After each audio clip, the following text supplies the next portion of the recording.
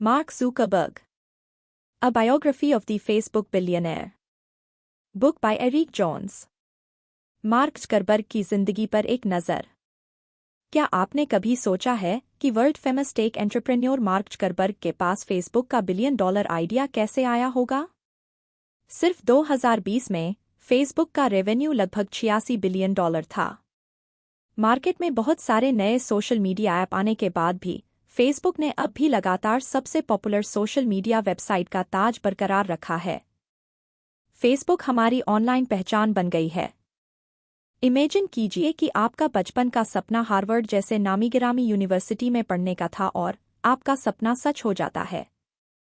आप दुनिया के सबसे फेमस यूनिवर्सिटी में एक ऐसे सब्जेक्ट को पढ़ने के लिए जाते हैं जो हमेशा से आपका पैशन रहा है। फिर एक दिन ऐसी बात होती है जिससे आपको अपने ड्रीम यूनिवर्सिटी को छोड़ना पड़ता है। मार्क ज़करबर्ग के साथ भी कुछ ऐसा ही हुआ था और तभी मार्क ने फेसबुक बनाने का सफ़र शुरू किया। आज Harvard university drop out mark Zuckerberg Facebook के सीईओ और फाउंडर हैं और उनका नेटवर्थ $114 बिलियन है। एक यूनिवर्सिटी ड्रॉप आउट से एक टेक मैग्नेट बनने तक की उनकी मज़ेदार सफ़र के बारे में जानने के लिए आगे बढ़िए। शुरुआती जिंदगी 14 मई 1984 को व्हाइट प्लेन्स, न्यूयॉर्क में मार्क ज़करबर्ग का जन्म हुआ था। उनकी फैमिली पढ़ी लिखी थी। उनके पिताजी एडवर्ड ज़करबर्ग एक डेंटिस्ट थे और उनकी माँ, केरन, एक साइकियाट्रिस्ट थीं। मार्क और उनकी 3 बहनें रैंडी, डोना और एरियल न्यूयॉर्क के डाउनटाउन में डॉब्स फेरी नाम के एक छोटे से गांव में पले बड़े थे। ज़करबर्ग के पिता के शब्दों में, मार्क बचपन से ही स्ट्रांग विल पावर वाले और मजबूत शख्स थे। वो कहते हैं, कुछ बच्चों के लिए उनके सवालों का जवाब सिर्फ हाँ या ना में दिया जा सकता है, लेकिन अगर मार्क ने कुछ मांगा तो हाँ कहना तो काफी था, लेकिन ना का मतलब बहुत कुछ होता था। अगर आप उसे ना कहना चाहते हैं तो बेहतर होगा कि आप अपने ना कहने की वजह, उसके पीछे का सच, मतलब और लॉजिक को अपने साथ तैयार रखिए। हमें लगता था कि एक दिन वो वकील बनेगा और जूरी को 100% सक्सेस रेट से अपनी बातों को मनवाएगा। ज़करबर्ग छोटी उम्र से ही कंप्यूटर में इंटरेस्टेड थे। 12 साल की उम्र में उन्होंने अटारी बेसिक के इस्तेमाल से जकनेट नाम का एक मैसेजिंग प्रोग्राम बनाया। उन्होंने इस मैसेजिंग ऐप को अपने पिताजी के डेंटल क्लिनिक के लिए बनाया ताकि वहां की रिसेप्शनिस्ट उनके पिताजी को नए पेशेंट्स के बारे में आसानी से बता सकें। जल्द ही मार्क के फैमिली मेंबर्स ने भी एक दूसरे से बात करने के लिए जकनेट का इस्तेमाल करना शुरू कर दिया।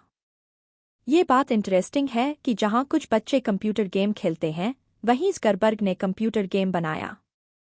अपने दोस्तों के साथ कंप्यूटर गेम बनाना उनका हॉबी था। ज़करबर्ग के शुरुआती सालों से आप क्या सीख सकते हैं? अपना जुनून, अपना पैशन ढूंढिए और उसमें इन्वेस्ट कीजिए। दुनिया के सबसे कामयाब लोगों की ही तरह ज़करबर्ग ने अपने जुनून के दम पर एक बड़ा एम्पायर खड़ी की। जिन हॉबीज में आपका इंटरेस्ट है, उसे आगे ले जाने की ज़रूरत है और उसी पर काम करना चाहिए। अगर आपने अपनी ज़िंदगी के शुरुआत में एक जुनून पाली है, तो आपको उस पर काम करना चाहिए और एक एक्सपर्ट बनने तक इसका प्रैक्टिस करना चाहिए। ज़करबर्ग एक ऐसे फैमिली में पले बड़े जो उनका सपोर्ट करते थे। उनके पेरेंट्स ने कंप्यूटर के लिए उनके जुनून को पहचाना और छोटी उम्र से ही उनकी इस लर्निंग में इन्वेस्ट किया। ज़्यादातर पेरेंट्स ग्रेड के पीछे भागते हैं और शायद नहीं चाहते कि उनके बच्चे इतनी कम उम्र में एक्स्ट्रा करिकुलर एक्टिविटीज़ में बहुत ज़्यादा पार्टिसिपेट करें।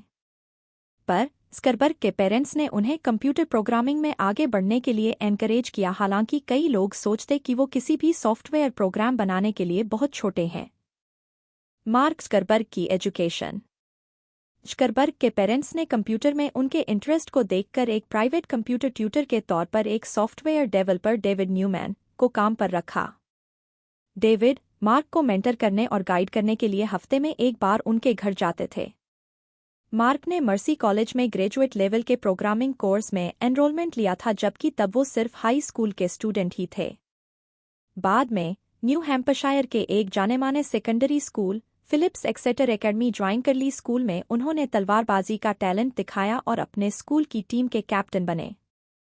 उन्होंने लिटरेचर की पढ़ाई की जिसमें उन्होंने एक्सीलेंट परफॉर्मेंस दिखाया और क्लासिक्स में डिप्लोमा किया। लेकिन मार्क का कंप्यूटर में इंटरेस्ट बना रहा और नए प्रोग्राम बनाने पर जोर देते रहे। हाई स्कूल के दौरान उन्होंने अपने दोस्त एडम डी एंजेलो के साथ सिनैप्स नाम का एक MP3 प्लेयर डेवलप किया। ये यूनिक सॉफ्टवेयर मशीन लर्निंग के कॉन्सेप्ट का यूज करके किसी भी यूजर्स द्वारा कंप्यूटर पर चलाए गए सभी गानों का ट्रैक रखता था। इससे ये पता कर सकते हैं कि यूजर को कैसा गाना पसंद आया ताकि यूजर के पर्सनल प्रेफरेंस या चॉइस पर प्लेलिस्ट बनाया जा सके। और माइक्रोसॉफ्ट जैसे टेक कंपनीज ने सिनैप्स को खरीदने में इंटरेस्ट दिखाया। उन्होंने टीनेजर मार्क को हायर करने की कोशिश भी की, लेकिन मार्क ने इस ऑफर को ठुकरा दिया क्योंकि वे आगे पढ़ना चाहते थे। Strong sense of self and mindfulness imagine कीजिए, एक यंग हाई स्कूल के स्टूडेंट के बनाए गए सॉफ्टवेयर के राइट्स को खरीदने के लिए माइक्रोसॉफ्ट जैसी टेक कंपनीज से खूब सारा पैसा और जॉब ऑफर का आना। कोई भी ऐसे मौके को नहीं गंवाता, लेकिन ज़करबर्ग ने इन ऑफर्स को ठुकरा दिया क्योंकि उन्होंने आगे पढ़ाई करने का सोच रखा था। जॉब ऑफर को लेने का मतलब होता कि वो कॉन्ट्रैक्ट से बंध जाते और अपने सॉफ्टवेयर के कॉपीराइट भी खो देते। उन्होंने इसके फायदे और नुकसान के बारे में सोचकर ही कॉलेज जाने का फैसला किया ताकि वे एक इंसान के तौर पर आगे बढ़ सकें और प्रोग्रामिंग को भी आगे बढ़ा सकें। ये दिखाता है कि वो खुद को अच्छी तरह से जानते थे। उन्हें अपनी काबिलियत के बारे में पता था और जानते थे कि अपने लाइफ में जो भी हासिल करना है वो किसी और के लिए काम करने से ज्यादा बेहतर है। इस लेवल के सेल्फ अवेयरनेस को सिर्फ माइंडफुलनेस से ही हासिल किया जा सकता है, जिसे आज के यूथ शायद ही कभी प्रैक्टिस करते हैं। हार्वर्ड यूनिवर्सिटी के दिन ज़करबर्ग ने 2002 में एक्सेटर से ग्रेजुएशन किया और फेमस हार्वर्ड यूनिवर्सिटी में एडमिशन लिया। इस वक्त तक उन्होंने एक जाने माने प्रोग्रामिंग एक्सपर्ट की रेपुटेशन हासिल कर ली थी। हार्वर्ड में उन्होंने साइकोलॉजी और कंप्यूटर साइंस की पढ़ाई की। अपने सेकंड ईयर में सेमेस्टर की शुरुआत में स्टूडेंट्स को कोर्स चुनने में हेल्प करने के लिए कोर्समैच नाम का एक सॉफ्टवेयर बनाया। कोर्समैच से ये पता लगाया जा सकता था कि किसी कोर्स में एनरोल करने वाले कितने स्टूडेंट्स हैं। इससे ये मालूम होता था कि आपके क्लासमेट्स कौन से कोर्स पढ़ रहे हैं। इस इन्फॉर्मेशन से स्टूडेंट्स को ये तय करने में हेल्प मिलती थी कि कौन सा कोर्स लेना है और स्टडी ग्रुप कैसे बनाना है। हार्वर्ड में पढ़ाई के दौरान ज़करबर्ग की बनाई गई एक दूसरी वेबसाइट फेसमैश बहुत पॉपुलर हुई थी। ये वेबसाइट कंट्रोवर्शियल थी, जिसकी वजह से ही फेसबुक की शुरुआत हुई थी। फेसमैश एक ऐसी वेबसाइट थी जिसमें यूजर्स को हार्वर्ड के मेल या फीमेल स्टूडेंट्स की 2 फोटो दिखाई जाती, जिसमें से यूजर्स को वोट देना होता था कि उन दोनों में से कौन ज़्यादा अट्रैक्टिव है। यूजर वोटिंग पर वेबसाइट ने सबसे हॉट स्टूडेंट्स की लिस्ट पोस्ट की। इसके लॉन्च होने के एक हफ्ते बाद ये वेबसाइट कैंपस में तेजी से वायरल हो गई। इस वेबसाइट पर भारी ट्रैफिक की वजह से हार्वर्ड का नेटवर्क क्रैश हो गया। जल्दी ही यूनिवर्सिटी ने इस साइट को ब्लॉक कर दिया क्योंकि स्टूडेंट्स ने शिकायत की थी कि उनकी प्राइवेसी कॉम्प्रोमाइज हुई थी और उनके फोटोज को उनके परमिशन के बिना ही फेसमैश पर डिस्प्ले किया गया। यूनिवर्सिटी के एडमिनिस्ट्रेटिव बोर्ड ने ज़करबर्ग को स्टूडेंट्स प्राइवेसी वायोलेशन और कंप्यूटर सिक्योरिटी ब्रीचिंग का आरोप लगाया। उन्हें पब्लिकली माफी मांगनी पड़ी थी और उन्हें सख्त निगरानी में रखा गया। स्टूडेंट पेपर ने उनके वेबसाइट को गलत और औरतों के खिलाफ बताया। उनकी पिछले कामों की वजह से यूनिवर्सिटी के 3 साथी दिव्या नरेंद्र और जुड़वा कैमरन और टाइलर विंकलेवोस को उनके साथ हार्वर्ड कनेक्शन नाम के एक सोशल नेटवर्किंग वेबसाइट पर काम करने के लिए कॉन्टेक्ट किया गया। इस वेबसाइट का एम हार्वर्ड के स्टूडेंट्स के लिए एक डेटिंग साइट बनाना था जहां वे दूसरे स्टूडेंट्स के फोटो और प्रोफाइल देख सकें। ज़करबर्ग ने शुरू में उनके प्रोजेक्ट में उनकी हेल्प की, लेकिन जल्द ही फेसबुक के अपने आइडिया पर काम करने के लिए इस ग्रुप को छोड़ दिया। कामयाबी रातों रात नहीं मिलती।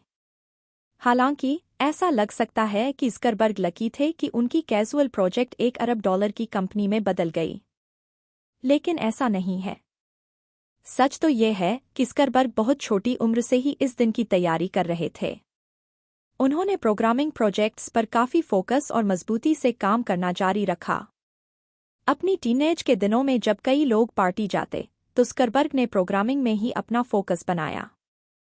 उन्होंने साइकोलॉजी जैसे दूसरे सब्जेक्ट्स को भी पढ़ा, लेकिन वे कोडिंग, गेम और साइनैप्स, कोर्समैच और फेसमैश जैसे सॉफ्टवेयर प्रोग्रामिंग का प्रैक्टिस करते रहे। फेसबुक का जन्म 19 साल की उम्र में ज़करबर्ग ने अपने दोस्तों डस्टिन मॉस्कोविच, क्रिस ह्यूस और एडवर्डो सेवरिन के साथ द फेसबुक नाम का एक कामयाब वेबसाइट बनाया। इस वेबसाइट पर यूजर्स ने अपने प्रोफाइल बनाए, फोटो अपलोड की और दूसरे यूजर्स के साथ चैट किया। उन दिनों फेसबुक सिर्फ हार्वर्ड के स्टूडेंट्स के लिए अवेलेबल था। स्करबर्ग और उनके दोस्तों ने जून 2004 तक हार्वर्ड यूनिवर्सिटी में अपने डॉर्मेट्री से फेसबुक पर काम किया। स्करबर्ग ने फेसबुक के वायरल असर को तब पहचाना जब हार्वर्ड में आधे अंडरग्रेजुएट्स ने इसके लॉन्च के पहले महीने के अंदर वेबसाइट पर रजिस्ट्रेशन किया। जल्द ही स्करबर्ग ने अपने शानदार आइडिया पर फुल टाइम काम करने के लिए कॉलेज छोड़ दिया और कैलिफोर्निया के पालो ऑल्टो में अपनी कंपनी का हेडक्वार्टर बनाया। फेसबुक यूजर्स तेजी से बढ़े और 2004 के आखिर तक फेसबुक पर 10 लाख यूजर्स रजिस्टर हो चुके थे। स्करबर्ग ने दूसरे आईवी लीग स्टूडेंट्स के लिए रजिस्ट्रेशन खोला और अगले ही साल एक venture capital firm Accel Partners ने इस बढ़ते नेटवर्क में $12.7 मिलियन का इन्वेस्टमेंट किया, जिससे फेसबुक को बहुत बढ़ावा मिला। शुरुआत में हार्वर्ड के स्टूडेंट्स के लिए खासकर बनाया गया फेसबुक जल्दी ही कैंपस से बाहर फैल गया। कुछ ही टाइम में दूसरे कॉलेजों, हाई स्कूल और इंटरनेशनल स्कूलों के स्टूडेंट्स को फेसबुक पर रजिस्ट्रेशन करने का परमिशन दिया गया। 2005 के मई के आखिर तक रजिस्टर्ड यूजर्स के नंबर को 5.5 मिलियन तक बढ़ा दिया गया। बहुत से कंपनियों ने इस पॉपुलर वेबसाइट में अपने एड्स दिखाने में इंटरेस्ट दिखाया। याहू जैसी बड़ी कंपनीज और एमटीवी नेटवर्क्स ने स्करबर्ग को बहुत सारा पैसा ऑफर किया, लेकिन वो इसे बेचना नहीं चाहते थे और वेबसाइट को एक्सपैंड पर फोकस करना चाहते थे, इसलिए मार्क ने सबके ऑफर ठुकरा दिए। उन्होंने अपनी कंपनी को डेवलपर्स के लिए खोल दिया जिन्होंने साइट की फीचर्स को बढ़ाने का काम किया। फेसबुक इतने जल्दी आगे बढ़ा जो बहुत ही हैरान कर देती थी। 2006 के आखिर तक इसके 12 मिलियन यूजर्स थे और 2009 के आखिर तक आते आते तक फेसबुक यूजर्स की पॉपुलेशन 350 मिलियन हो गई थी। फेसबुक को 18 मई 2012 को पब्लिक किया गया। पब्लिक होने का मतलब है कि एक private company initial public offer (IPO) देकर पब्लिक में ट्रेड करने और ओनरशिप वाला बिजनेस बनना। पब्लिक होने के पीछे बिजनेस को बढ़ाने के लिए कैपिटल जुटाना था। फेसबुक के आईपीओ ने $16 बिलियन का एक बहुत बड़ा अमाउंट जुटाया, जो कि टेक इंडस्ट्री के हिस्ट्री में सबसे बड़ा आईपीओ था। इसकी वजह से स्करबर्ग ने रातों रात दुनिया के 29वें सबसे अमीर शख्स का दर्जा हासिल कर लिया।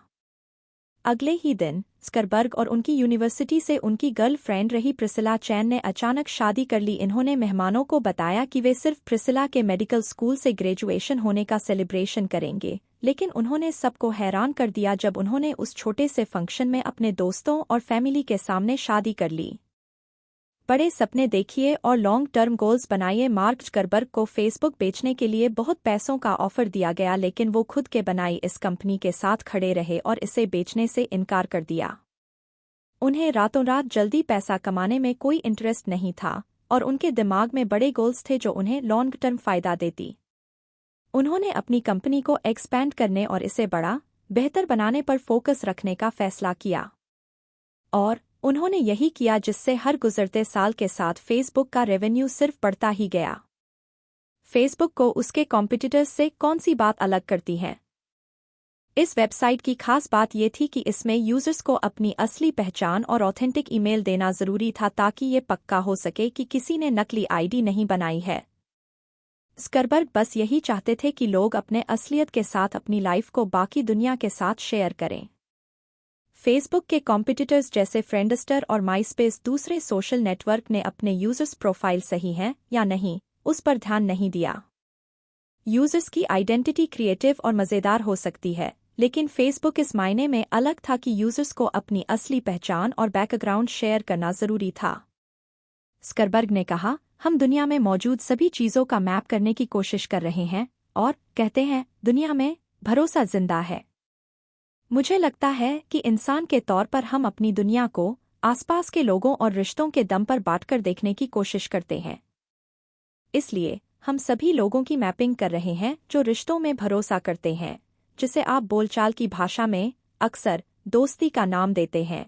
इस तरह ये एक अलग ही तरह का एक नेटवर्क था जिसने असली कनेक्शन को मैप किया और यूजर्स के बीच रियल फ्रेंडशिप और भरोसा बनाने के लिए जगह दी। जिस वक्त फेसबुक लॉन्च किया गया था उन दिनों इंटरनेट पर सबसे ज्यादा कॉम्पिटिटिव मार्केट था फ्लिकर, फोटोबकेट और पिकासा जैसी फोटो शेयरिंग वेबसाइटों का, जो यूजर्स को हाई क्वालिटी फोटो शेयर करने का प्लेटफॉर्म देता था। उसी टाइम फेसबुक ने ऐसी फोटो शेयरिंग सर्विस शुरू की जो बाकी सबसे अलग इसलिए थी क्योंकि आप उन फोटो में अपने दोस्तों को टैग कर सकते थे। इस सिंपल से फीचर ने यूजर्स को अट्रैक्ट किया और जल्दी ही फेसबुक फोटो शेयरिंग इवेंट्स के लिए मैन प्लेटफॉर्म बन गया। हालांकि अपलोड होने वाले फोटो की क्वालिटी बहुत ही खराब थी। 5 सालों में फेसबुक के पास अपने यूजर्स के 15 बिलियन से ज्यादा फोटोज हो गए थे। यूजर्स ने रोज 100 मिलियन फोटो अपलोड की थीं। ये ज़करबर्ग और उनके डेवलपर्स के ग्रुप का काम करने का तरीका है, जो एक नए मार्केट में एंट्री करने के बाद उसमें एक सोशल पहलू जोड़कर बाकी सबसे आगे बढ़ जाते हैं। एक पॉइंट पर फेसबुक गेम्स भी मार्केट में आ गए थे। जिंगा नाम की एक कंपनी ने फेसबुक के लिए सिंपल गेम्स बनाए, जो मार्केट के दूसरे कंपनीज के गेम्स से बहुत ही बेसिक थे। फार्मविल और माफिया वार्स जैसे फेसबुक गेम्स की खास बात ये थी कि वे सोशल थे। आप दोस्तों के साथ इन गेम्स को खेल सकते हैं और स्कोर को कंपेयर कर सकते हैं। इससे यूजर्स के लिए ये और ज़्यादा अट्रैक्टिव बन गया था। 2010 में माफिया वार्स में 19 मिलियन प्लेयर बने और फार्मविल के 54 मिलियन प्लेयर थे। इन्वेस्टर्स ने मार्केट में मिलने वाले एक्सपर्ट गेम इनोवेटर्स के कंपैरिजन में फेसबुक गेम को ज़्यादा इंपॉर्टेंस दी, हालांकि ये इनोवेटर्स हाई क्वालिटी गेम्स बना रहे थे। स्कैंडल और लीगल मुद्दे। अपनी कामयाबी के ऊंचाई पर 2006 में मार्क को कानूनी प्रॉब्लम का सामना करना पड़ा था। हार्वर्ड कनेक्शन के लोगों ने ज़करबर्ग पर उनके आइडिया को चुराने का आरोप लगाया और लॉस का भरपाई के लिए उन पर मुकदमा चलाया। ज़करबर्ग ने कहा कि दोनों वेबसाइट कई सारे मायनों में अलग हैं। मुकदमे के दौरान कुछ कंट्रोवर्शियल मैसेज सामने आए थे, जो ये साबित करता था कि ज़करबर्ग ने दोनों साइटों के बीच एक जैसी कॉमन बातें देखी होगी और इसलिए हार्वर्ड कनेक्शन के डेवलपमेंट में जानबूझकर देरी की ताकि पहले खुद के प्रोडक्ट को लॉन्च कर सकें। द न्यू यॉर्कर के साथ अपने एक इंटरव्यू में ज़करबर्ग ने लीक हुए मैसेज पर अफसोस जताया और कहा कि वो इस घटना के बाद से एक इंसान के तौर पर काफ़ी मैच्योर हुए हैं। ओरिजिनली इसमें 65 मिलियन का सेटलमेंट तय किया गया, लेकिन ये कानूनी लड़ाई कई सालों तक चलती रहा। उनके साथ कैम्ब्रिज एनालिटिका स्कैंडल भी हुआ। ये तब हुआ जब लाखों फेसबुक यूजर्स के पर्सनल डेटा को कैम्ब्रिज एनालिटिका नाम के कंसल्टेंसी फर्म ने बिना यूजर्स के परमिशन के इस्तेमाल किया।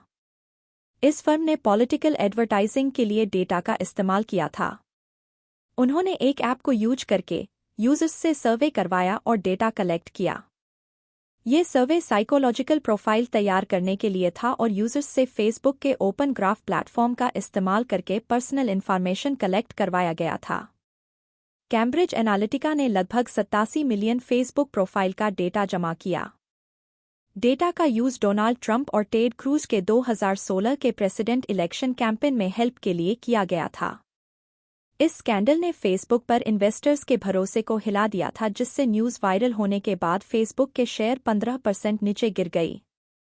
कुछ दिनों की चुप्पी के बाद ज़करबर्ग ने अलग अलग प्लेटफॉर्म पर माफ़ी मांगी और बताया कि उनकी कंपनी किसी भी थर्ड पार्टी डेवलपर को यूजर्स के इन्फॉर्मेशन का लिमिटेड एक्सेस ही देगी। अमेरिका की सीनेट जुडिशरी कमेटी ने डेटा ब्रीच और जनरल डेटा प्राइवेसी पर विटनेस बुलाए। इस दौरान कैम्ब्रिज एनालिटिका में फेसबुक के रोल और सोशल मीडिया पर प्राइवेसी ब्रीच पर भी एक हियरिंग रखी गई। ज़करबर्ग ने कमेटी के सामने पेश होकर अपनी गलती मानी और कहा कि फेसबुक को गलत एक्टिविटी के लिए यूज होने से बचाने के लिए वे और ज़्यादा काम कर सकते थे। ये फेक न्यूज़, इलेक्शन में किसी भी तरह का फॉरेन इंटरफेरेंस और गलत भाषा के लिए भी अप्लाई होना चाहिए। पर्सनल डेटा के गलत इस्तेमाल के लिए ज़करबर्ग ने पब्लिकली माफ़ी मांगी। ये मेरी गलती थी और मुझे इसका अफसोस है। मैंने फेसबुक शुरू किया, मैं ही इसे चलाता हूं और इसमें जो भी होता है उसके लिए मैं ही जिम्मेदार हूं। फेसबुक की कामयाबी के बावजूद ज़करबर्ग को पब्लिक स्कैंडल और ख़ास तौर से यूजर्स इन्फॉर्मेशन की प्राइवेसी के मुद्दे पर मुश्किलों का सामना करना पड़ा है। उन्हें कई सारे कानूनी लड़ाइयों का भी सामना करना पड़ा है। तो जिस तरह मार्क ने इनका सामना किया, उससे हम क्या सीखते हैं? अपनी गलतियों से सीखिए और अपने काम की जिम्मेदारी लीजिए। ज़करबर्ग क्रिटिक्स का जवाब बखूबी देते हैं और वेबसाइट की एक क्लीन इमेज बनाए रखने के लिए फेसबुक को बेहतर बनाने पर काम करते हैं। आज फेसबुक कहता है हमारा बिजनेस भरोसे पर ही टिका है और काफ़ी रिसोर्सेज का इस्तेमाल यूज़र के भरोसे को बरकरार रखने के लिए किया जाता है। इसके लिए ऐसे प्रोग्राम्स डिज़ाइन किए जिससे यूज़र की प्राइवेसी को बचाया जा सके और यूज़र डेटा को सिक्योर किया जा सके। 2018 की शुरुआत में स्करबर्ग ने अनाउंस किया कि इस साल का उनका पर्सनल गोल है फेसबुक यूजर्स की सेफ्टी और उनके डेटा का किसी भी तरह का गलत इस्तेमाल और किसी भी देश या स्टेट का इंटरफेरेंस रोकना। उन्होंने अपने फेसबुक पेज पर लिखा, हम सभी गलतियों या मिसयूज को नहीं रोकेंगे, लेकिन अभी पॉलिसीज को इम्प्लीमेंट करने और अपने टूल्स के गलत इस्तेमाल को रोकने में बहुत ज़्यादा गलतियां करते हैं। उन्होंने एक्सप्लेन किया, अगर हम इस साल कामयाब रहे तो हम 2018 को एक बेहतर ढंग से पार कर सकेंगे। फेसबुक ने अपनी कंपटीशन को कैसे हराया? फेसबुक एम्पायर का एक्सपेंशन फ्रेंडस्टर और माईस्पेस जैसी कुछ सोशल नेटवर्किंग साइट्स थीं जो फेसबुक के आने से पहले पॉपुलर थीं और हर कोई सोचता था कि क्या फेसबुक की पॉपुलैरिटी भी उनके ही तरह खत्म हो जाएगी। फेसबुक से पहले किसी भी सोशल नेटवर्किंग वेबसाइट ने इस तरह लंबे वक्त तक पॉपुलर रहने का पावर नहीं दिखाया था। कुछ वेबसाइट कुछ टाइम के लिए तब तक चलते जब तक कि कोई दूसरा नया वेबसाइट इसके बदले मार्केट में नहीं आ जाती। जब ट्विटर और इंस्टाग्राम जैसे नए प्लेयर्स आए तो फेसबुक ने खुद को कैसे बचाया? फेसबुक अभी भी यहाँ नहीं होता अगर उसका ट्रैक रिकॉर्ड नहीं दिखता कि वो लेटेस्ट ट्रेंड्स के हिसाब से अप टू डेट रहता है और यूज़र के डिमांड को पूरा करने के लिए नए नए इनोवेशन करता है। दूसरे कई फैक्टर्स में सबसे ज़रूरी बात जिसने फेसबुक को इस गेम में सबसे ऊपर रखा वो था कंपनी का एक्सपेंशन। खुली जानकारी के हिसाब से फेसबुक ने अपने शुरुआत के बाद से $22,651,000 का एक्विजिशन किया है, यानी स्करबर्ग ने उन कंपनियों को अपने साथ मिलाना शुरू किया जो फेसबुक के बढ़ते इंफ्रास्ट्रक्चर में काम आ सकती थी और वेबसाइट को बेहतर बनाने और उसके फीचर्स को बढ़ाने में हेल्प कर सकती थी। एग्जाम्पल के लिए, अपने शुरुआती सालों में फेसबुक ने फ्रेंड फीड को अपने साथ मिलाया।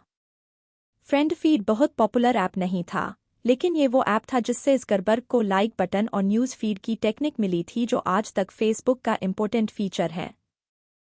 इसके अलावा उन्होंने गूगल के पुराने एम्प्लॉइज़ की एक बहुत ही एक्सपर्ट टीम का एक्विजिशन किया जिन्होंने एडसेंस और जीमेल के पुराने वर्जन को बनाया था। इसी तरह 2010 में फेसबुक ने एक टैलेंटेड एटी टीम को सिर्फ अपने साथ मिलाने के लिए चाइलैब्स नाम के एक और छोटी कंपनी खरीदी जिसमें गोकुल राजाराम शामिल थे, जिन्हें गूगल एडसेंस के गॉडफादर के तौर पर जाना जाता था। इसने फेसबुक के एडवर्टाइजिंग रेवेन्यू स्ट्रक्चर को स्पीड दी जिससे कंपनी को हर साल अरबों डॉलर मिलते हैं। फेसबुक ने अकेले 2020 में एडवर्टाइजिंग से 86 बिलियन अमेरिकी डॉलर कमाए।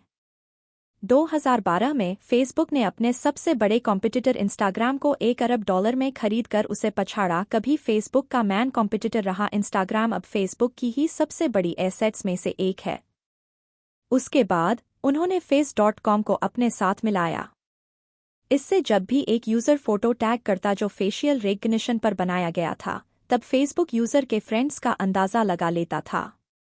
ये सोशल मीडिया नेटवर्क के लिए एक बड़ी बात थी। यहाँ सीखने के लिए ज़रूरी मैसेज है। इनोवेशन और एक्सपेंशन। फेसबुक ने बेस्ट सोशल नेटवर्किंग साइट का स्टेटस बरकरार रखा क्योंकि स्करबर्ग ने टैलेंट और ग्रोथ पर अपनी पकड़ बनाकर रखी।